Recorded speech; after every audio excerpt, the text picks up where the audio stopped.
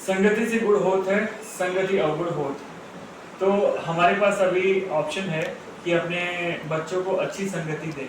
तो अच्छी संगति देने के लिए हम उन्हें अच्छे स्कूल्स में भेजते हैं, लेकिन होता क्या है, बहुत सारे बच्चे अलग अलग लोगों की संगति में आकर के अलग अलग काम करते रहते हैं। बहुत सारे बच्चे डिप्रेशन में आ जाते हैं और स्कूल के रिजल्ट्स को ही ज़िंदगी समझ लेते हैं। तो इसका सोल्यूशन है, वी हैव गुड स्टूडेंट्स। और अभी हमारे साथ हैं miss Arushi Pandey and she will, वो हमें बताएंगी कि कैसे पढ़ाई की जाती है और एक नॉर्मल बच्चा भी कैसे अपने आप को टॉप कर सकता है और कैसे अपनी ज़िंदगी को बढ़िया बना सकता है। तो hello miss Arushi Pandey, how are you? I am fine.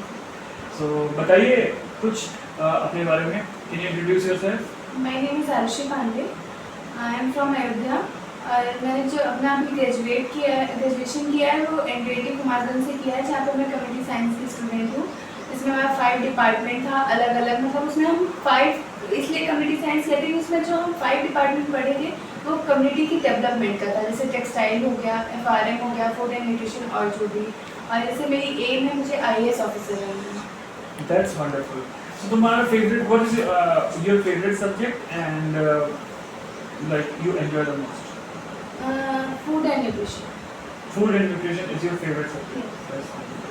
So can you क्या आप अपना स्टडी रूटीन डिस्क्राइब करेंगे? जैसे कि हम हॉस्टल स्टूडेंट हैं तो हमारा तो आधा रूटीन तो उधर का ही होता है, मतलब टाइम टेबल जो हमारा सेल्फ का टाइम होता है वो इवनिंग 7 o'clock के बाद होता है, जिसमें से हमारा 1 घंटे का डिनर होता है। तो उसके बाद जैसे नॉर्मली तो फिर उसमें वर्क, कॉलेज का वर्क है और कुछ प्रैक्टिकल वर्क्स होते हैं, प्लस दोस्तों के साथ भी टाइम स्पेंड करना होता है हमें। फिर अपनी सेल्फ स्टडी, तो जो मेरी सेल्फ स्टडी का टाइम था वो मोस्टली रात में 10 o'clock से मिनिमम 2 AM, कभी कभी जल्दी भी सो जाते हैं, जैसे स्ट्रेस होता है किसी चीज़ का या फिर ऐसा होता है कि मतलब थक गया है, दिन में ज़्यादा काम हो गया, लेकिन हमारा टाइम वही होता था क्योंकि उस टाइम डिस्टर्बेंस कम होते हैं, क्योंकि बाहर से कोई डिस्टर्बेंस नहीं होता कि कोई बाहर से आ रहा है, रूम नॉक कर रहा है, ये कर दो वो कर, ये डिस्टर्बेंस हॉस्टल में नहीं होते हैं।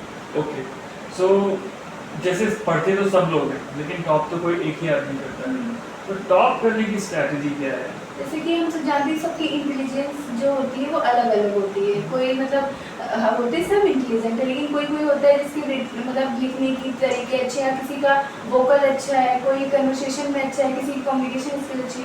तो ऐसे तो मतलब हमारे क्लास में भी बहुत बच्चे थे कि जैसे किसी का है तो वो अच्छे हैं, उनको आता सब है, पर वो अपनी चीज़ों को रिटर्न में नहीं लिख पा रहे हैं क्योंकि वो एक्सप्लेन नहीं कर पा रहे हैं। तो इसलिए और मेरा ऐसा है, मुझे ऐसा जो खुद का लगता है और बहुत मतलब हमारे टीचर्स ने भी हमें एडमायर किया है कि जो हमारे टीचर्स का बहुत सपोर्ट था मेरे बैकग्राउंड में, मेरे पेरेंट्स का भी, तो हमने वहाँ से भी सीखा है।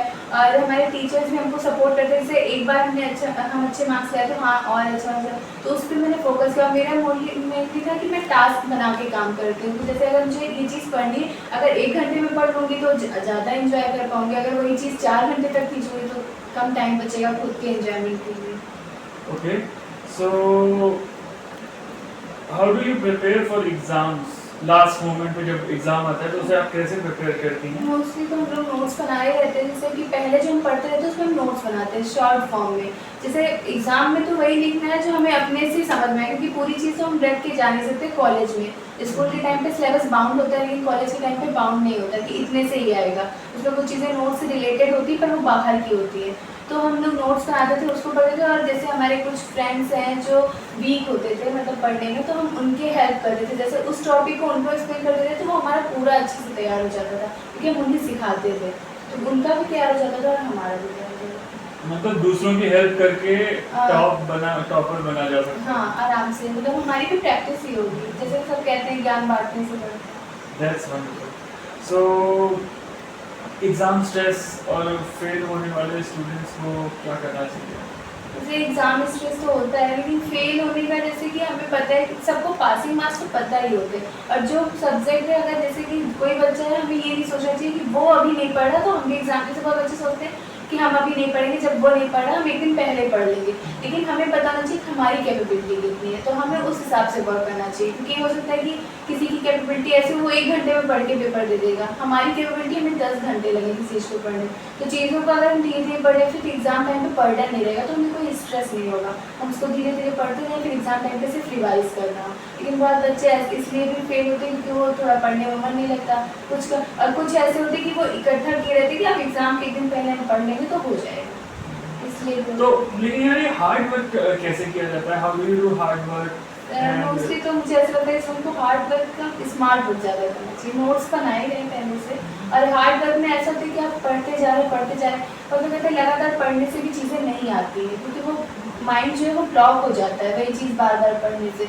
तो हार्ड वर्क की जगह स्मार्ट वर्क हम करते हैं कि जैसे कि कोई चीज़ है उसको पढ़े, उसके बाद जैसे हम लोग हैं हॉस्टल में ग्राउंड जाते हैं तो हम लोग अक्सर बात करते हैं, बात कर रहे हैं कुछ चीज़ें इधर उधर की बात करें, एक आध दिन ऐसा है एग्जाम है कल, आज बात करनी तो आज चलो पढ़ाई की कुछ बात है, तो टीम वर्क जो होता है उसमें डिस्कशन जब हम करते हैं तो चीज़ें ज़्यादा याद होती है, तो स्ट्रेस भी कम होता है, क्योंकि सबकी चीज़ें अगर जैसे कोई एक क्वेश्चन है उसको 5 पॉइंट है, 5 लोग डिस्कस करेंगे तो वैसे ही 5 पॉइंट तैयार हो जाएगा, तो हमें अलग से तो स्ट्रगल ही नहीं करना पड़ेगा। अच्छा अनुषी, यू हैव टॉक्ड, अब ये बताओ कि आगे का who is your role model और क्या बनना चाहती हो? मुझे तो IAS ऑफिसर बनना है, जो मेरी रोल मॉडल है वो सृष्टि देशमुख हैं, वो एक महाराष्ट्र की हैं, वो अभी IAS ऑफिसर हैं और वो महाराष्ट्र में वर्क कर रही हैं, उनके कई NGO भी चलते हैं, तो मुझे उनके जैसा बनना है। मैं मेरी रोल मॉडल वो है जो बीटेक, उनका बैकग्राउंड भी बीटेक है लेकिन उन्होंने भी सेकेंड ईयर से प्रिपरेशन की थी, तो मुझे उनके जैसा बनना है, मतलब उनके जैसा IAS में क्वालिफाइड है। तो कैसे इंस्पिरेशन आया, कैसे तुम्हें उनके बारे में पता चला? जैसे कि मेरा इंस्पिरेशन फिफ्थ क्लास से ही था कि मुझे IAS बनना है, लेकिन जैसे स्ट्रेटेजी देखते हैं हम लोग यूट्यूब पे, मैंने उनकी स्ट्रेटेजी देखी थी और वो अच्छी थी। जैसे उनकी स्ट्रेटेजी में ऐसा नहीं था कि हमें बर्डन लेके पढ़ना है, वो उन्होंने कोर्स को एंजॉय करके पढ़ा, अपने टाइम को अपने कोर्स में भी दिया। वो बीटेक में भी अच्छी खासी टॉपर थी और वो मतलब उसमें बीटेक में भी अपना, जब वो बीटेक जैसे कोर्स को वो कर सकती मेंटेन, तो हमें दूसरों से सीखना चाहिए, तो मैंने उनकी स्ट्रेटेजी फॉलो की और थोड़ी सी खुद अपनी स्ट्रेटेजी, तो मुझे अब IAS ऑफिसर बनना वो मेरी रोल मॉडल है। That's wonderful.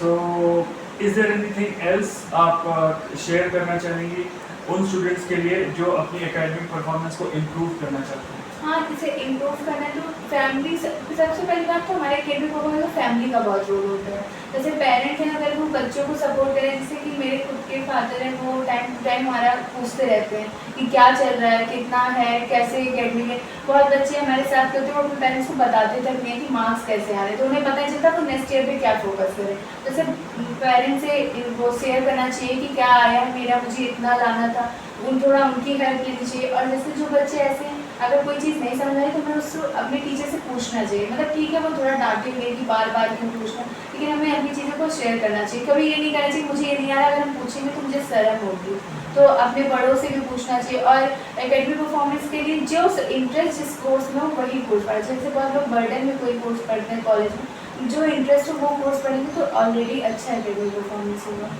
लेकिन कुछ ऐसे बच्चे होते हैं जो मतलब घर पे झूठ बोलते हैं कि मेरे इतने नंबर आए, और अगर उनको टॉप करना है तो नहीं कर सकते। उन्हें पढ़ना चाहिए और दूसरी बात उनके पेरेंट्स को इतना होना चाहिए कि टीचर से कोऑर्डिनेशन होना चाहिए, क्योंकि टीचर्स तो सच सच बताए, क्योंकि हमारे साथ के भी बहुत बच्चे थे, उन्होंने कभी अभी आज तक उनके फादर को नहीं पता उनके मार्क्स कैसे हैं, ज़्यादा कोई ध्यान नहीं देते, लेकिन अगर टीचर को रहेगा तो टीचर इन्फॉर्म करेगा, तब पेरेंट्स, क्योंकि बहुत बच्चे ऐसे होते हैं जिनको फोर्स करना पड़ता है कि तुम्हें पढ़ना है, उनको पता है कि वो पढ़ना चाहते हैं लेकिन वो मन नहीं लगता, उनका मन इधर उधर, जैसे बहुत बच्चे डिस्ट्रैक्ट हो जाते हैं, तो उनको डिस्ट्रैक्शन से बचना है तो थोड़ा टाइम उन्हें, और अक्सर ऐसे दोस्त आने चाहिए जो पढ़ने के लिए मोटिवेट करें, और जैसे दोस्तों के साथ डिस्कशन करना चाहिए, और दोस्तों का टीम वर्क हमारे लिए सबसे कोऑपरेटिव होता है। And how do you manage a team?